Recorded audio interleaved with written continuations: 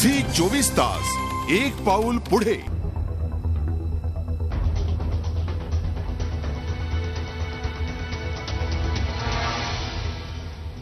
अण्णा, गेल्या काही महिन्यामध्ये देशामध्ये अत्यंत अस्वस्थ करणाऱ्या गोष्टी घडल्या. दिल्लीमधला धावत्या बसमधला रेप असेल, शेतकऱ्यांच्या कर्जमाफीचा घोटाळा असेल, महाराष्ट्रातला न भूतो न भविष्यती असा दुष्काळ असेल, सिंचनाचा घोटाळा असेल, हेलिकॉप्टरचा घोटाळा असेल. या एवढ्या सगळ्या घटना घडत असताना अण्णा तुम्ही कुठली प्रतिक्रिया दिलेली नाहीये. नाही, मी दुष्काळाची प्रतिक्रिया तो अनेक वेळेला दिली आणि हेलिकॉप्टर घोटाळ्याच्या बाबतीतही मी प्रतिक्रिया देताना म्हटलंय की हे फक्त विभागीय चौकशी, सीबीआय चौकशी याच्यातून होणार नाही. सीबीआयवर ते तर कंट्रोल आहे सरकारचं, तर काय चौकशी करणार? म्हणून याची चौकशी करायची असेल तर न्यायालयीन चौकशी करा. सिंचन घोटाळ्या बाबतीतही मी प्रतिक्रिया दिलेल्या आहेत की सिंचन घोटाळा हा काही लोक जरी म्हणत असतील की घोटाळा नाही, तर तुम्ही न्यायालयीन चौकशी नेमा ना. पहा त्याच्यात किती घोटाळा झाला तुम्हाला दिसेल. म्हणजे तुमचा आत्ताचा घोटाळा नाही हा. कृष्णा खोरे विकास मंडळ तिथपासून त्याची सुरुवात झालेली, तिथून सुरुवात झालेली आहे. करोडो रुपयाचा चुराडा केला या लोकांनी, करोडो रुपयाचा. सरकारचे मंत्रीही जेलमध्ये जातील, निश्चित जातील जर न्यायालयीन चौकशी जर झाल्या. दुष्काळाचा जो प्रश्न आहे, आता आमचे बरेचसे पुढारी म्हणतात हा दुष्काळ निसर्ग निर्मित आहे. जालना, बीड, उस्मानाबाद इथला निसर्ग निर्मित आहे अण्णा.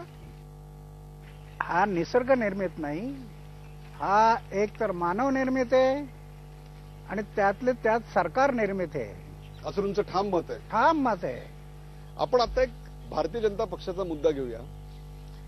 भारतीय जनता पक्ष येत्या निवडणुकीत विकास हा एक महत्वाचा मुद्दा म्हणून पुढे आणत आहे आणि विकास पुरुष म्हणून एक प्रकारे वेगवेगळे रोल मॉडेल्स त्यांचे पुढे येत आहेत. त्यातलं एक नाव पंतप्रधान पदासाठीचा उमेदवार म्हणून नरेंद्र मोदींचं येत आहे.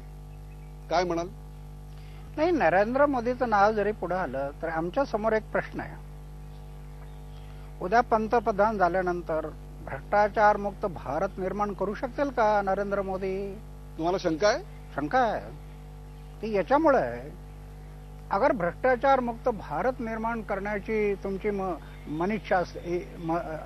इच्छा असते तर गुजरातमध्ये लोक आयुक्त बिल का नाही आणलं? मग सशक्त लोकपाल असं बिल का नाही आणलं गुजरातमध्ये? तर गुजरातला भ्रष्टाचार बराचसा कमी झाला असताना. उद्या जर नरेंद्र मोदी या देशाचे प्रधानमंत्री होणार असतील तर केवळ या मुद्द्यावर आपण त्यांना विरोध करणार? बिलकुल.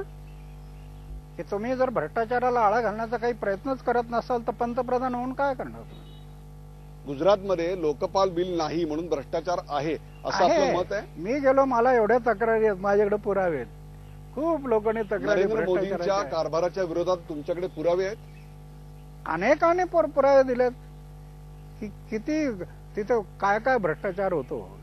तिथल्या विकासाच्या मुद्द्याबद्दल आपण काय बोलाल? गुजरातमध्ये विकास तर झालेला आहे का तेही दावे फोल आहेत असं आपल्याला म्हणायचंय? विकास, जो विकास झालेला आहे ते तर त्याच्यावर मी मागे बोललो होतो की वरवर विकास जो दिसतो ना, एका बाजूला विकास जरी झाला असला तरी त्याला लागलेलं पॉप्युलेशन तुम्ही जोपर्यंत रोखत नाही तोपर्यंत त्या विकासातला आउटपुट तुम्हाला मिळणार नाही.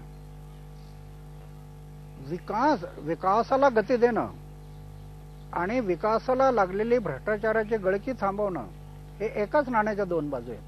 हे दोन्ही काम केल्याशिवाय या देशाला, या समाजाला उज्ज्वल भविष्य नाही. हे काम नरेंद्र मोदींना जमेल असं आपल्याला वाटत नाहीये? आज तरी दिसतं गुजरातमधून की विकासाची कामं त्यांनी काही प्रमाणात जरी केली असलं तरी भ्रष्टाचाराला आळा घालण्याचं काम केलं नाही. त्याच्यामुळे मला त्याच्यात थोडी शंका वाटते. राहुल गांधींचं काँग्रेसमधलं महत्व दिवसेंदिवस वाढताना दिसतंय. एक नवं नेतृत्व काँग्रेसमध्ये उदयाला येत आहे. आपली भूमिका काय? की दिवा असतो ना, दिवा ज्यावेळेला तो विझायचा असतो तेव्हा एकदम ज्योत तेज होते आणि नंतर विझतो. तशातलाच भाग या. म्हणजे काँग्रेसची ज्योत विझेल असं आपल्याला वाटतंय? जर त्यांनी अजूनही 1.5 वर्ष आहेत, अजून 1.5 वर्षात जर सरळ नाही वागले, भ्रष्टाचारावरती कठोर कायदे नाही केले तर ह्या सरकारला सुद्धा जावं लागेल. अण्णा, कामं होत नाहीत, परंतु पर्याय नसतो, कारण विरोधी पक्षाचा माणूसही तेवढाच भ्रष्ट असतो आणि चारित्र्य संपन्न माणसं राजकारणात येतील याची सुतराम शक्यता आता दिसत नाहीये. काय कराल मग अशा वेळी? नाही, आज तुमच्या बीजेपीचे काही सरकार आहेत ना, तिथे त्यांना हे कायदे करायला काय अडचण आहे? भ्रष्टाचाराला आळा घालणारे सशक्त असा लोकायुक्त बिल जर आणला, पोलीस डिपार्टमेंट सरकारचं कंट्रोल काढा, लोकायुक्ताच्या अंडरमध्ये आणा, क्लास 1, 2, 3, 4 ऑफिसर्स सरकारचं कंट्रोल काढा, लोकपालाच्या अंडरमध्ये आणा. हे जर झालं, ग्रामसभेला अधिकार द्या. लोकशाही म्हणता, लोकांनी लोकांच्यासाठी लोकसहभागातून चालवलेली शाही ती लोकशाही असं म्हणता, आणि सगळे मंत्रालयात निर्णय घेता अधिकारी आणि पुढारी. मग लोकशाही कुठे आहे? हे तर पुढारीशाही आणि अधिकारीशाही झाली. लोकशाही कुठे आहे? लोकशाही त्यावेळेला येईल की सत्तेचं विकेंद्रीकरण करून मतदारांच्या हातात ज्या दिवशी सत्ता येईल, पॉवर येईल, त्यावेळेला खरी लोकशाही येईल. तीच भूमिका तुमची तुमच्या जनतंत्र मोर्चाच्या मुळाशी आहे. बिलकुल तीच भूमिका आहे. अण्णा, या 75च्या वयातही तुम्हाला 75 वर्ष लवकरच पूर्ण होत आहेत. तुमचा हा उत्साह, दुर्दम्य आशावाद आणि त्याहीपेक्षा सुद्धा लोकशाहीवरची तुमची नितांत श्रद्धा ही स्तिमित करणारी आहे. तुमची मतं अनेकांना पटतील न पटतील, पण ती सच्ची आहेत एवढं नक्की.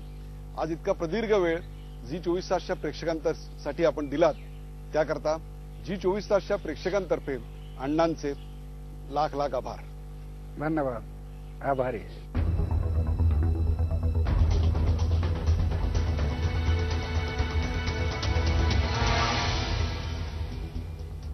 झी 24 तास, एक पाऊल पुढे.